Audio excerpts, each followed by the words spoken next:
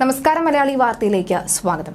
കരുവന്നൂർ കള്ളപ്പണ കേസിൽ ഹാജരാകാൻ നോട്ടീസ് നൽകിയ ഇഡി ഉദ്യോഗസ്ഥരോട് പൊട്ടിത്തെറിച്ച് സിപിഎം തൃശൂർ ജില്ലാ സെക്രട്ടറി എം വർഗീസ്. നാളെ ഹാജരാകാൻ പുതിയ നോട്ടീസ് നൽകിയപ്പോൾ ആണ് ദേഷ്യം പ്രകടിപ്പിച്ചത്. നാളെ മെയ് ദിനമാണെന്നും ഹാജരാകാൻ കഴിയില്ല എന്നും ഇനി അഥവാ ഞാൻ ഹാജരായില്ലെങ്കിൽ എന്തെങ്കിലും നടപടികൾ സ്വീകരിക്കുമെങ്കിൽ അത് സ്വീകരിച്ചോളൂ എന്ന ധാർഷ്ട്യത്തോടുകൂടിയായിരുന്നു എം വർഗീസ് ഇഡി ഉദ്യോഗസ്ഥരോട് പൊട്ടിത്തെറിച്ചത്. ഇന്നലെ ചോദ്യം ചെയ്യൽ കഴിഞ്ഞപ്പോഴാണ് ഇഡി നോട്ടീസ് നൽകിയത്. സിപിഎം അക്കൗണ്ട് വിവരങ്ങൾ പൂർണ്ണമായി നൽകിയില്ല എന്നും ഇഡി വ്യക്തമാക്കിയിരുന്നു. കരുവന്നൂർ കള്ളപ്പണ ഇടപാട് കേസിൽ സിപിഐഎം തൃശൂർ ജില്ലാ സെക്രട്ടറി എം വർഗീസിന് വീണ്ടും നോട്ടീസ് നൽകുമ്പോൾ ഹാജരാകാൻ കഴിയില്ല എന്ന് തന്നെയാണ് പറയുന്നത്. ഇന്നലത്തെ ചോദ്യം ചെയ്യലിന് ശേഷമാണ് വീണ്ടും നോട്ടീസ് നൽകിയിരിക്കുന്നത്. 6ാം തവണയാണ് കരുവന്നൂർ കേസിൽ എം വർഗീസിനെ ഇഡി ചോദ്യം ചെയ്യുന്നത്. സിപിഐഎം തൃശൂർ ജില്ലാ കമ്മിറ്റിയുടെയും കീഴ്ഘടകങ്ങളുടെയും സ്വത്ത് വിവരങ്ങളാണ് ഇന്നലത്തെ ചോദ്യം ചെയ്യലിൽ ഇഡി ചോദിച്ചറിഞ്ഞത്. ആവശ്യപ്പെട്ട വിവരങ്ങൾ ഇഡിക്ക് കൈമാറിയെന്നും ഇനിയും വിളിപ്പിച്ചാൽ ഹാജരാകുമെന്നും ചോദ്യം ചെയ്യലിന് ശേഷം വർഗീസ് പ്രതികരിക്കുകയുണ്ടായി.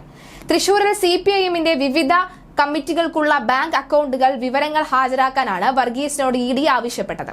കരുവന്നൂർ ബാങ്കിന് പുറമെ തൃശൂർ ജില്ലയിലെ മറ്റ് സഹകരണ ബാങ്കുകളിലും സിപിഐഎമ്മിന് രഹസ്യ അക്കൗണ്ടുകൾ ഉണ്ടെന്നാണ് ഇഡിയുടെ കണ്ടെത്തൽ. കരുവന്നൂർ ബാങ്കിൽ നിന്ന് ബിനാമി വായ്പകൾ വഴി തട്ടിയെടുത്ത പണത്തിന്റെ പങ്ക് ഈ അക്കൗണ്ടുകളിലേക്ക് എത്തിയിട്ടുണ്ടോ എന്നാണ് ഇഡി പരിശോധിക്കുന്നത്.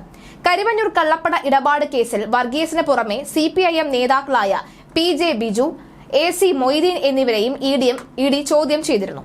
കരുവന്നൂർ കള്ളപ്പണ ഇടപാട് കേസിൽ സിപിഐഎം തൃശൂർ ജില്ലാ സെക്രട്ടറി എം വർഗീസിന് വീണ്ടും ഇഡി നോട്ടീസ് നൽകുമ്പോൾ ഹാജരാകാൻ കഴിയില്ല എന്ന് പറഞ്ഞപ്പോൾ എന്തായിരിക്കും ഇനിയുള്ള നടപടി എന്ന് കണ്ടറിയേണ്ടതുണ്ട്.